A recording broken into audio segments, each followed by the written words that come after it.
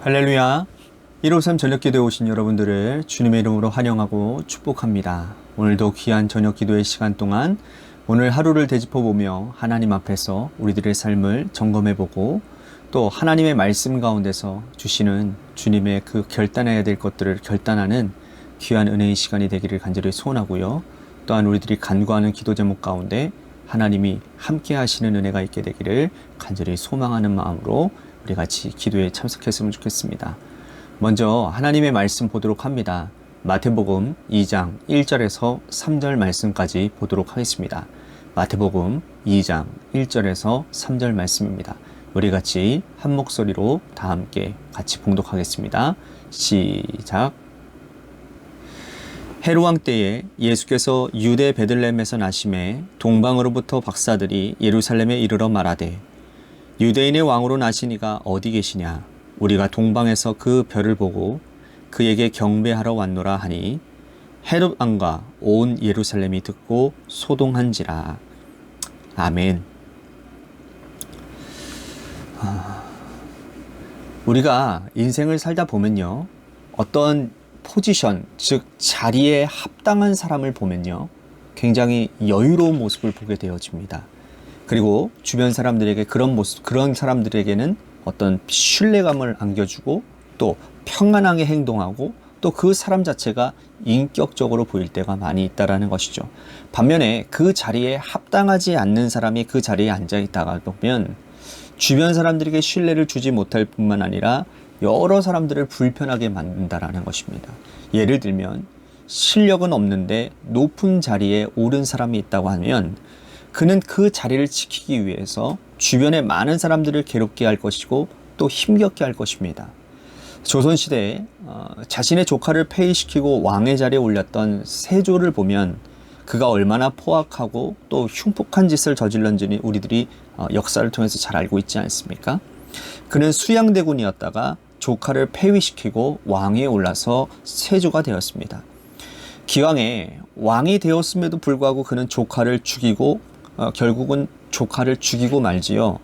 그리고 그를 따르던 단종을 따르던 수많은 사람들을 사지로 내모르고 맙니다. 그래서 그때 생육신, 사육신이라는 말 여러분들 아시죠? 그 사람들을 얘기하는 거예요. 그러나 그는 평생 동안 왕의 자리에 있었지만 사람들이 왕으로 그 사람을 인정하지 않는다라는 강박관념에 사로잡히며 늘 힘들게 살았다라는 겁니다. 그 자리에 합당하지 않은 왕이었지만 왕으로 살지 못한 아주 불행하고 또 어리석은 인생을 살았다라는 것이죠. 오늘 우리가 읽은 본문에도 그와 비슷한 한 사람이 등장을 합니다. 바로 헤롯이라는 왕이에요. 헤롯은 에돔 사람이었습니다. 에돔의 조상은 여러분들 족보를 올라가다 보면 야곱의 쌍둥이 형제 에서 기억나시죠? 야곱의 형의 에서의 후손들이 바로 에돔입니다. 그는 이방인이었어요. 그런데 탁월한 정치술과 엄청난 재력으로 로마로부터 이 팔레스타인의 지배권을 돈으로 또 아첨으로 사서 손에 거머쥐게 된 사람입니다. 그 당시에 세계 전체를 지배하고 있었던 제국의 강력한 힘은 바로 로마였지요. 로마가 이집트를 정복하고 팔레스타인 땅을 정복하게 됩니다. 하지만 그때를 놓치지 않고 이 에돔 사람 헤롯이 바로 로마와 협상을 해서 그가 팔레스타인의 지배권을 손에 넣게 되는 것이죠. 여러분, 얼마나 많은 돈을 들였겠습니까? 그죠?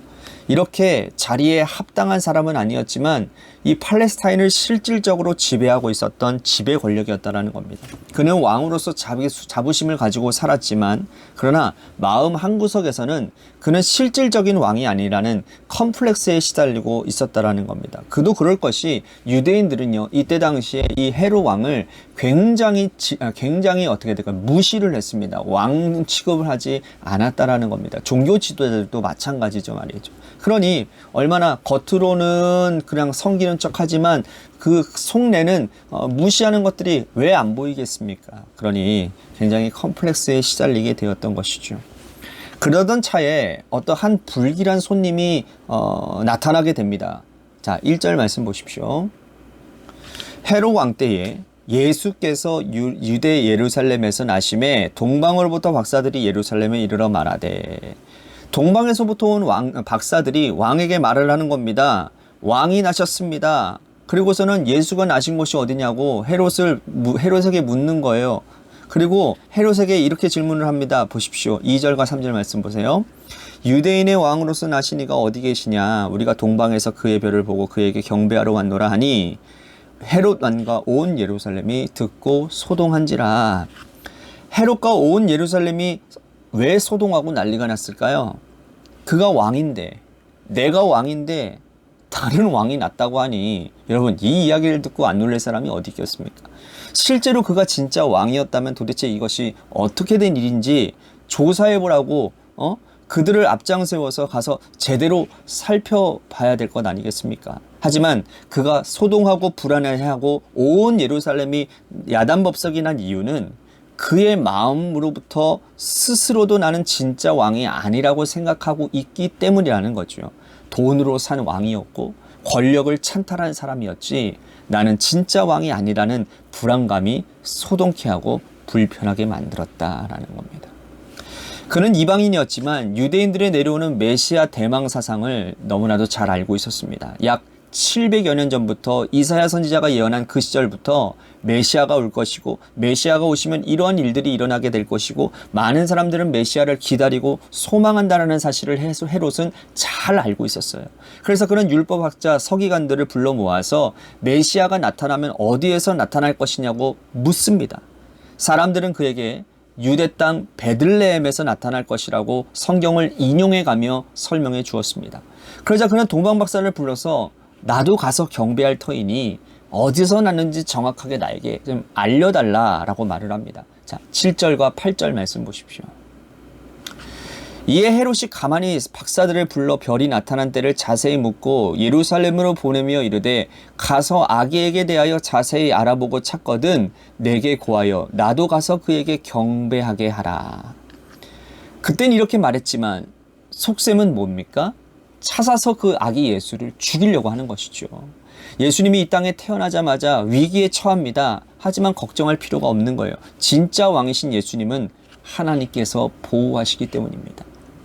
하나님께서는 아무것도 몰랐던 동방박사들에게 천사를 보내서 그들에게 꿈을 꾸게 하시는데 돌아갈 때에는 헤롯에게로 돌아가지 말고 너의 고향 땅으로 우회해서 돌아가라 라고 말씀을 하셨기 때문입니다. 12절 말씀 보십시오. 그들은 꿈에 헤롯에게로 돌아가지 말라 지시하심을 받아 다른 길로 고국에 돌아가니.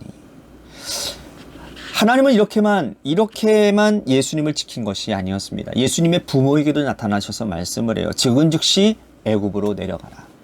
이집트로 내려가서 내가 너희들에게 지시할 그때까지 그곳에서 아기를 잘 데리고 피신해 있어라 라고 말씀을 하시죠. 가짜 왕이었던 이 헤롯 왕이 길길이 날뛰는 겁니다. 이 동방박사들이 나를 속였다고. 결국은 이 일로 인해서 어떤 일이 일어나게 되는 겁니까? 2세 미만의 어린 아이들, 베들레헴을 중심으로 해서 그 인근 각지의 2세 미만의 아이들은요 모두 다 죽이라는 명령을 내리는 거예요. 대학살이 일어나는 것이죠. 어마어마한 일이 나는 겁니다. 자, 16절 말씀 보십시오. 이에 헤롯이 박사들에게 속은 줄 알고 심히 노하여 사람을 보내어 베들레헴과 그 모든 지경 안에 있는 산의 아이를 박사들에게 자세히 알아본 그때를 기준하여 2살부터 그 아래로 다 죽이니. 이렇게 잔인한 일을 헤롯이 자행했습니다. 왜 이런 일을 행했을까요? 아무것도 모르는 그 2세 미만의 어린아이들을 모두 다 죽인 영아 살해 명령을 내린 헤롯은요, 그 옛날 모세 시절에 바로 왕과 똑같은 모습을 볼 수가 있어요.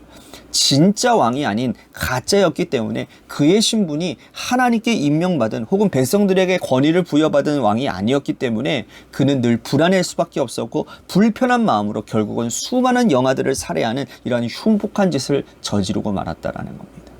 그러나 진짜 왕은 하나님께서 지키시고 보호하셔서 하나님 날개 아래 그늘 아래 품어주시고 걱정 없이 그를 키우시고 돌보셨다라는 것이죠.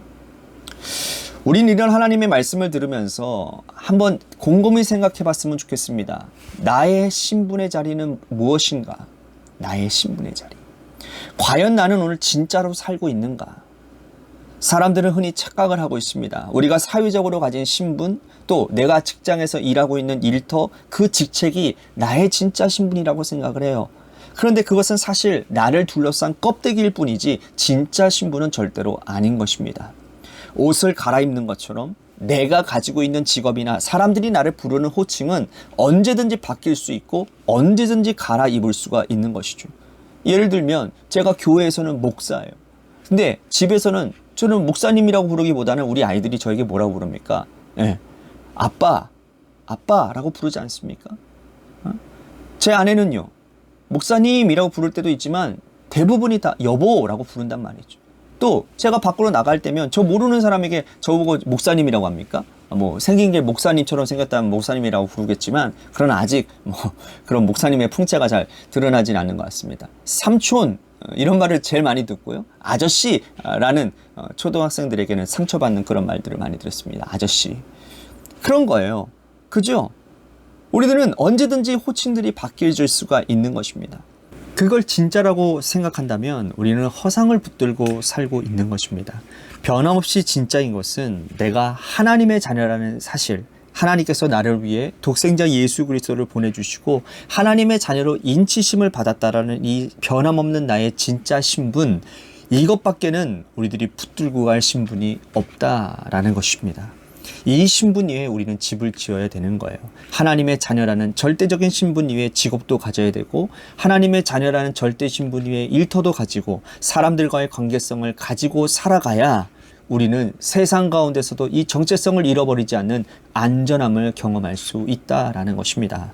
하나님의 자녀라는 신분이 아닌 거짓 신분을 가지고 살아가면 늘 불안해질 수밖에 없는 것이죠. 그렇지 않습니까? 하나님의 자녀답게 살지 못하면 여러분들 마음에 불편한 감정들이 늘 있지 않습니까? 늘 양심에 찔리는 일들이 일어나지 않습니까? 그러한 일들이라는 것이죠. 혹여나 그런 일들이 느껴지지 않는다고 한다면 그건 심각한 문제 가운데, 신앙의 문제 가운데 빠져 있는 것이죠. 그럴 때는 정말 하나님 앞에 통해 작업하지 않으면 일어나지 않는, 다시는 일어설 수 없는 그러한 일 가운데 놓여지게 된다라는 것입니다. 우리는 요셉을 잘 알고 있습니다. 요셉은 많은 옷을 갈아입었죠. 아버지 집에서는 채색 옷을 입었고 또 노예로 팔려갈 땐 노예 옷을 입었습니다. 감옥에 들어갈 땐 죄수복을 입었고요. 또 나중에는 총리가 되었을 때는 총리 옷을 입게 됩니다. 변함없는 그의 신분의 옷은 하나님의 자녀라는 옷이었어요. 그가 어떤 상황 가운데서 그가 채색으로 입을 때나 노예 옷을 입을 때나 또 감옥 옷을 입을 때나 또 총리로 살 때나 어김없이 그는 하나님의 신분이라는 사실을 절대로 잃지 않았기에 하나님은 그의 인생을 형통하게 하셨다라는 사실입니다. 오늘도 나는 하나님께 사랑받는 자녀이고 하나님의 인치심을 받은 주의 자녀로서 내가 오늘 하루를 어떻게 살았는지 나의 삶을 한번 점검해보는 기도의 시간이 되기를 바라겠습니다. 또 한 가지 우리 같이 기도할 것은 교회를 위해서 기도합니다. 하나님께서 세워주신 몸된 교회 재개발 가운데 하나님의 선한 뜻 가운데 하나님의 뜻에서 온전히 잘 진행되어질 수 있도록 인도해 주시고 또한 세워주신 하나님의 주님의 교인들 하나님 열심 있게 주를 섬기는 교인들 되게 하여 주옵소서. 누구보다도 목숨 걸고 예배를 사수하는 그러한 우리 관학교인들 또한 어떠한 사소한 일이든지 간에 하나님 시간을 내고 또 자신의 몸을 드리고 물질을 드리는 헌신하기에 힘쓰는 그러한 교회가 되도록 그런 성도들이 되도록 인도해 주시옵소서라고 우리 관학교회를 위해서 기도했으면 좋겠습니다. 또한 육신의 질병으로 고통당하는 우리 성도님들을 위해서 기도해 주시고 또한 마지막으로 우리 고3 수험생인 이도현 학생과 한효진 학생을 위해서 기도해 주시고 마지막으로 이 교회 여러분들의 삶의 자리와 여러분들의 자녀들을 위해서 기도해 주시기를 바랍니다. 노래 끝날 때까지 함께 기도하며 나아가도록 하겠습니다. 기도하시겠습니다.